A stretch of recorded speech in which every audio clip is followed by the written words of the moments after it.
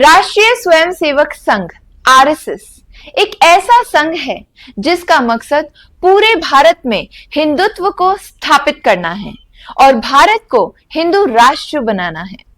विद्यावीरम के आज के इस पॉडकास्ट में हमारे साथ श्री कृष्ण कुमार जी अस्थाना उपस्थित हैं, जो आरएसएस से सन 1955 से जुड़े हुए हैं। मालवा प्रांत के प्रथम संघ चालक रहे हैं। स्वदेश पेपर तथा देवपुत्र पत्रिका के पूर्व संपादक भी रहे हैं। मैं स्वागत करती हूं आपका हमारे चैनल पे। आज के इस पॉडकास्ट में मैं स्वागत करती हूं। धन्यवाद। राष्ट्रीय स्वयंसेवक संघ क्या है और इसका उद्देश्य क्या है, हमें बताइए। संघ, जिसे राष्ट्रीय स्वयंसेवक संघ के नाम से सारा देश जानता है, एक सांस्कृतिक संगठन है और पिछले 100 वर्ष से, जैसा कि आप देख रहे होंगे, पढ़ रहे होंगे, ये उसका शताब्दी वर्ष मनाया जा रहा है। यानी पिछले 100 वर्ष से इस देश में उसका प्रयत्न हिंदू समाज को संगठित करना है। अपने इस प्रयत्न में उसकी जो सफलता है वो तो कुछ आज कहने और बताने की आवश्यकता नहीं रही, सारा देश समझ रहा है। 100 वर्ष पहले की अपन कल्पना करें तो हमारे ध्यान में आता है कि उस समय हिंदू समाज की स्थिति कैसी थी और आज कैसी है। स्थिति इसलिए संगठन के माध्यम से, राष्ट्रीय स्वयंसेवक संघ के माध्यम से जो कार्य देश भर में इन 100 वर्षों में हुआ है वो अद्वितीय है, अपूर्व है और अपने प्रकार का अनोखा है। इतने बड़े संघ की स्थापना कब हुई और किसके द्वारा हुई? राष्ट्रीय स्वयंसेवक संघ सन 1925 में स्थापित हुआ था और स्थापना करने वाले यानी संस्थापक के रूप में हम कहें तो डॉक्टर केशव बलिराम हेडगेवार ये संघ के संस्थापक थे। नागपुर में 1925 में कुछ सामान्य से कार्यकर्ताओं को या विद्यार्थियों को लेकर के उन्होंने ये काम प्रारंभ किया, लेकिन वह बीज जो उस समय डाला गया था बढ़ते बढ़ते आज इतने बड़े वृक्ष के रूप में खड़ा हो गया है कि विश्व उसकी ओर बड़ी उत्सुक निगाहों से देख रहा है। वर्तमान में आरएसएस में कितने सदस्य और कितनी शाखाएं हैं पूरे भारत में? बिल्कुल एकदम ठीक संख्या बताना तो कठिन होगा, लेकिन स्वयंसेवकों की संख्या तो लाखों में है और संघ की शाखाएं भी इस समय 35,000 से ज़्यादा देश में चल रही हैं जो नियमित है।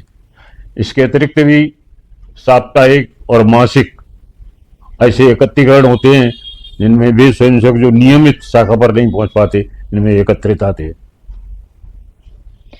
ये जितना बड़ा संघ है उस हिसाब से इसकी कार्य प्रणाली को किस तरह से चलाया जाता है और निर्देशों का पालन किस तरह से किया जाता है?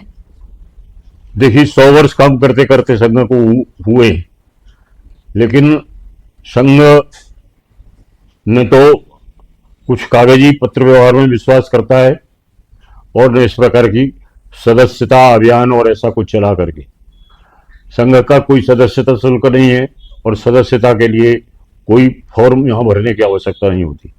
व्यक्ति का व्यक्ति से संपर्क, इस माध्यम से ही संघ ने अपना कार्य प्रारंभ किया था और वह कार्य आज तक उसी पद्धति से चलता रहा है।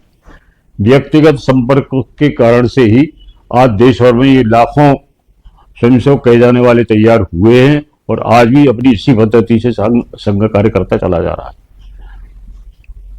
विश्व के इतिहास में शायद ये पहला संगठन है जिसने प्रारंभ होते समय न अपना कोई कार्यालय बनाया, न कोई बोर्ड बनाया, न कोई सदस्यता का शुल्क रखा, न सदस्यता का कोई फॉर्म रखा, लेकिन उस सब के बाद व्यक्ति से संपर्क के माध्यम से कार्य प्रारंभ हुआ और नागपुर के एक छोटे से स्थान से प्रारंभ होकर के डॉक्टर हेडगेवार के सामने ही यानी उनके जीवन में 1940 तक ये सारे देश भर में फैल गया। ये अजीब सी बात लोगों को लगती थी, लेकिन विश्व ने प्रत्यक्ष देखा है कि कार्य किस गति से उन 15 वर्षों में बढ़ा और सारे देश तक पहुंच गए और आज इतने बड़े संघ के रूप में हमारे सामने है। इतिहास में देखा गया है कि बड़े बड़े राजनेताओं का संबंध आरएसएस से रहा है, तो क्या आरएसएस राजनीति में पहुंचने की एक सीढ़ी है? नहीं, ऐसा नहीं। न तो राजनीति में पहुंचने की सीढ़ी है और न सब बड़े नेताओं का संबंध संघ से रहा है। संघ नेता तैयार नहीं करता, संघ कार्यकर्ता तैयार करता है।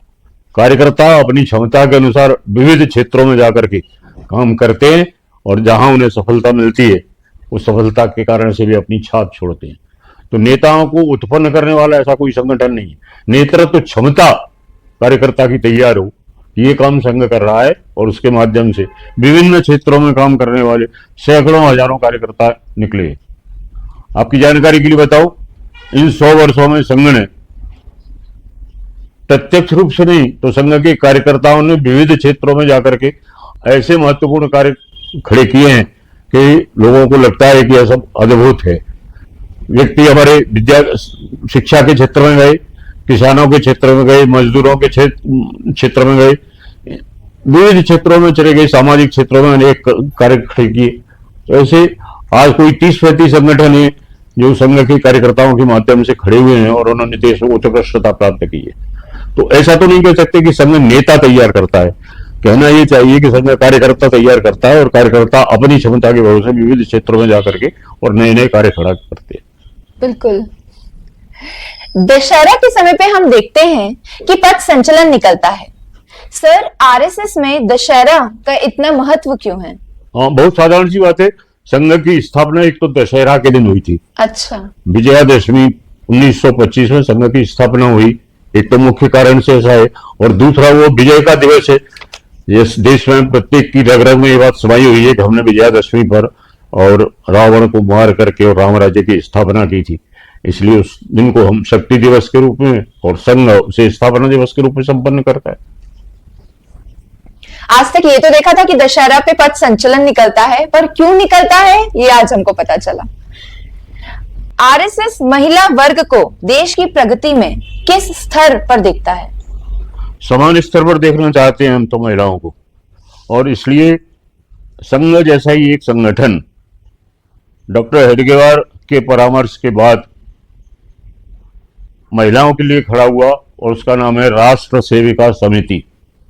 राष्ट्र सेविका समिति महिलाओं में ठीक उसी प्रकार से काम कर रही है जिस प्रकार से पुरुषों में राष्ट्रीय स्वयंसेवक संघ। विविध क्षेत्रों में कार्य करते हुए राष्ट्र सेविका समिति ने भी अत्यंत सामर्थ्य संपन्न ऐसी महिलाएं खड़ी की हैं और एक अच्छा बड़ा संगठन उनका बना हुआ है। तो सर, राष्ट्रीय स्वयंसेवक संघ और महिलाओं को अपने साथ लाने के लिए क्या कर रहा है? हमें कुछ करने की आवश्यकता ही नहीं। राष्ट्र सेविका समिति वो सारा काम कर रही है जो संघ को महिलाओं में करना चाहिए। बिल्कुल। मैं जानना चाहूंगी सर, आपकी रुचि संघ में, आरएसएस में कब हुई? मैं जब इंटरमीडिएट का विद्यार्थी था मुरैना में, उस समय मैं अपने 2-1 मित्रों के साथ कभी कभी शाखा गया, लेकिन वहां पर जो कुछ देखा उस सब के माध्यम से मैं संघ से जुड़ता चला गया। मुझे ऐसा लगा कि समाज के लिए अगर हम कुछ कर सकने की सामर्थ्य रखते हैं तो हमें इस प्रकार के संगठन से जोड़ना चाहिए। पूर्व के 2-3 वर्षों में ही मेरी मान्यता ऐसी बनती चली गई कि ऐसा संगठन देश में अभी तक तो कोई दूसरा है नहीं, और इसलिए मैं बहुत निकट आता चला गया संघ के। और इसके बाद फिर 57, 58 और 59 में तो मेरा संघ का प्रशिक्षण भी हो गया और मैं संघ को बिल्कुल ठीक प्रकार से समझने भी लगा। वर्तमान समय में लव जिहाद एक बहुत बड़ी समस्या बन गया है। आरएसएस इसको रोकने के लिए क्या कर रहा है? आरएसएस लव जिहाद को रोकने के लिए कुछ नहीं कर रहा। आरएसएस तो समाज में ऐसा परिवर्तन लाना चाहता है कि इस प्रकार की कुरीतियां समूल नष्ट हो। वे कैसे हो सकती है? इस प्रकार का वातावरण तैयार करना, इस प्रकार का संगठन तैयार करना, इस प्रकार से व्यक्तियों का निर्माण करना, ये है हमारा काम। हम किसी विशेष क्षेत्र के लिए काम नहीं करते, हम समाज के लिए करते हैं। संगठन उसी के लिए करता है। जब श्रेष्ठ व्यक्तियों का निर्माण होगा, श्रेष्ठ युवाओं का निर्माण होगा, तो फिर इस प्रकार की बुराइयां क्रमशः दूर होती चली जाएंगी। लव जिहाद एक वाकई एक समस्या है जिस पे हमें काम करना चाहिए। सर, संघ को तोड़ने की कई कोशिशें हुई हैं, पर देखा गया है कि संघ और बढ़ता ही जा रहा है।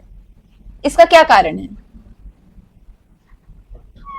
हम तो कहते हैं संघ एक रबर की गेंद है, उसको जितनी जोर से हम जमीन पर मारते हैं वो उतनी जोर से उछलता है। विभिन्न सरकारों के माध्यम से और संघ पर 3 बार अभी तक प्रतिबंध लगाया गया। संघ को 2 बार बड़े आंदोलन करने पड़े, गांधी हत्या के बाद और 1975 में आपातकाल के बाद। इन दोनों अवसरों पर संघ को सब प्रकार से कुचलने, नष्ट कर देने के षड्यंत्र रचे गए। सैकड़ों हजारों स्वयंसेवक हमारे मारे भी गए, संपत्तियां नष्ट हुई, जेलों को भरा गया, लेकिन उस सब के बाद भी संघ टूटा नहीं, क्योंकि हम एक शाश्वत हेतु को लेकर के और आगे बढ़ रहे थे। समाज ने ठीक प्रकार से समझा और समाज हमारे साथ जुड़ता चला गया और ऐसी सारी ताकतों को कुल मिलाकर के हार माननी पड़ी। उसी का परिणाम यह है कि संघ जब प्रारंभ हुआ था तब देश का वातावरण ऐसा था कि लोग कहते थे कि हमको गधा कहो लेकिन हिंदू मत कहो। लेकिन आज स्थिति बदली है और आज स्थिति ऐसी है कि हम गर्व से कहते हैं कि हम हिंदू हैं। ये आपने बहुत ही अच्छा बोला है, हमें गर्व है कि हम हिंदू हैं। इसी हिंदुत्व को और मजबूत करने के लिए संघ क्या कर रहा है? अभी आपने देखा होगा कि शताब्दी वर्ष में संघ ने पंच प्रण समाज के सामने रखे हैं और उन पंच प्रण को समाज के प्रत्येक घर के प्रत्येक सदस्य तक पहुंचाने की संघ की योजना है। उन पंच प्रण के माध्यम से हमें समाज के लिए भी काम करना है, व्यक्ति के लिए भी करना है, राष्ट्र के लिए भी करना है और विश्व के लिए भी करना है। तो इन सब दृष्टियों को सामने रख करके जो कार्य अभी इस शताब्दी वर्ष में प्रारंभ हुआ है, उससे हमारा विश्वास जो है इस प्रकार का हो रहा है कि हम निश्चित रूप से एक बड़ा परिवर्तन आगे आने वाले कुछ वर्षों में लाएंगे और विश्व देखेगा। विश्व आज भी बड़ी आशावादी दृष्टि से देख रहा है और कल देखेगा कि ये परिवर्तन किस प्रकार का आएगा। आपको ध्यान में आता होगा कि ऐसी बहुत कम संस्थाएं होंगी जिन्होंने अपने जीवन के 100 काल देखे होंगे। 100 वर्ष तक कोई लगातार संस्था चली हो, इस प्रकार की संस्थाएं बहुत कम है।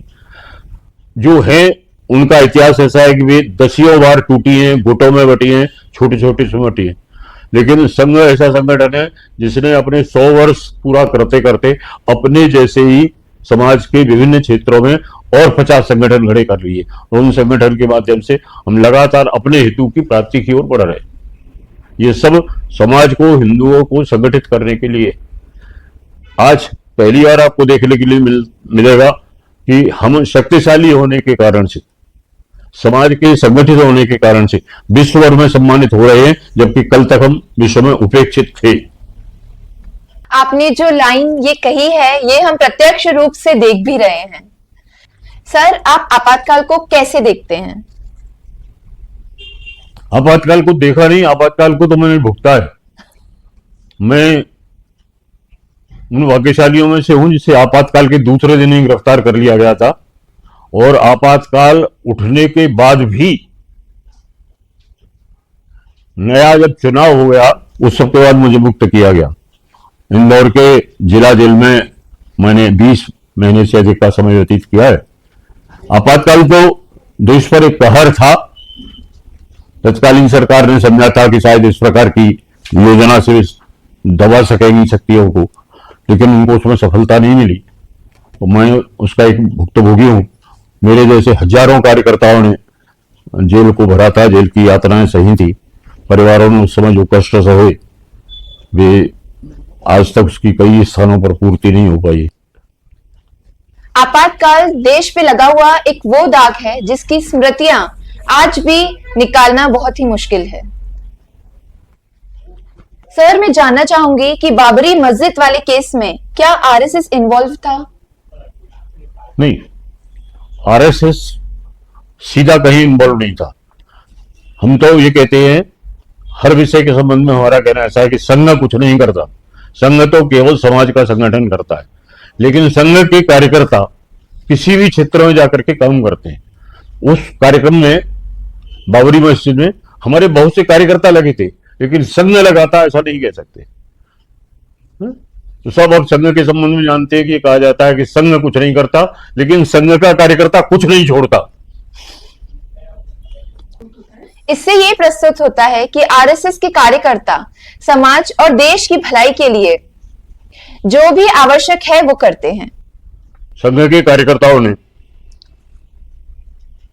प्रारंभ से ही ये सीखा है कि यह समाज, ये देश, ये राष्ट्र उसका अपना है। इस पर आने वाली या इसके रहने वाले लोगों पर आने वाली विपत्तियां सब अपने ऊपर आने वाली विपत्तियां हैं। इसलिए समाज का ऐसा कोई भी क्षेत्र नहीं है जहां संघ के लोगों ने जाकर के काम नहीं किया। देश पर जब विपत्ति आई, जैसे हमारे देश पर चाइना का आक्रमण हुआ, बांग्लादेश का युद्ध हुआ, फिर बहुत बड़ी बड़ी आपदाएं आई, राष्ट्रीय आपदाएं आई, इन सारे स्थानों पर संघ के स्वयंसेवक पहले गए। बड़ी रेल दुर्घटनाएं हुई तो स्वयंसेवकों ने जाकर के काम किया। पाकिस्तान के साथ 2 बार युद्ध हुआ तो संघ के स्वयंसेवक सबसे पहले गए। तो संघ के स्वयंसेवकों का समर्पण क्योंकि राष्ट्र भाव के कारण से है, इसलिए प्रत्येक राष्ट्र की आपत्ति में संघ सबसे पहले खड़ा रहा है। आपके इन 70 वर्षों में आपका ऐसा कोई अनुभव जो आप हमारे साथ शेयर करना चाहेंगे? मैं तो ये कह सकता हूं कि इन 70 वर्षों में मुझे देखने के लिए मिला कि अगर समर्पण, संघ के साथ अपना समर्पण योग्य प्रकार से रहता है तो किसी भी क्षेत्र में पहुंच करके और सफलता प्राप्त करना बहुत बड़ा कठिन काम नहीं होता, क्योंकि हम संपूर्ण दिल से, संपूर्ण शक्ति से उस कार्य के लिए लगते हैं। मैं अपने संबंध में भी ऐसा कह सकता हूं कि मैंने अपने इन 70 वर्षों को, आज मेरी आयु 85 वर्ष की है, लेकिन मैंने अपने इस जीवन में और जो कुछ पाया, सीखा, वो सब संघ के माध्यम से हुआ है।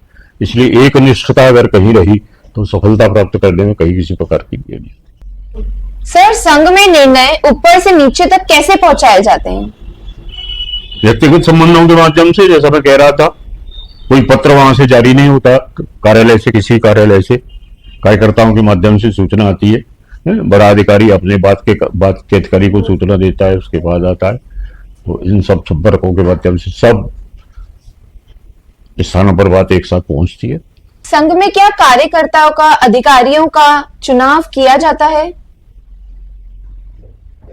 हाँ, यूं तो संघ का संविधान भी बना है और चुनाव होता है, लेकिन हमारे यहाँ चुनाव जैसी अन्य संस्थाओं के होते हैं उस प्रकार से नहीं होते। तो किस तरह से होते हैं फिर? कैसे चुने जाते हैं? कार्यकर्ता मिलकर के तय करते हैं कि अब अगली बार हमारा नेतृत्व ये करेंगे और उसे बाकी सब लोग स्वीकार करते हैं। अच्छा, आज की इस विशेष चर्चा में हमने बहुत कुछ जाना आरएसएस के बारे में, राष्ट्रीय स्वयंसेवक संघ के बारे में। ये 100 साल वाकई बहुत ही अच्छे रहे और हिंदुत्व को स्थापित किया है। संघ कैसे चलता है, कहां कहां संघ की उपस्थिति देखी गई है, इन 100 वर्षों में संघ ने क्या क्या काम करे हैं और भी बहुत कुछ। मैं उम्मीद करती हूं कि आज का पॉडकास्ट आप सभी को बहुत पसंद आया होगा और आपको जानकारी मिली होगी। हमारे साथ आज के इस पॉडकास्ट में हमारे चैनल पर आने के लिए मैं आपको बहुत बहुत धन्यवाद करती हूँ। धन्यवाद। आरएसएस को लेकर आज का पॉडकास्ट अगर आपको पसंद आया हो तो हमारे चैनल को लाइक कीजिए, ज्यादा से ज्यादा लोगों के साथ शेयर कीजिए और सब्सक्राइब जरूर कीजिए। Thank you for watching.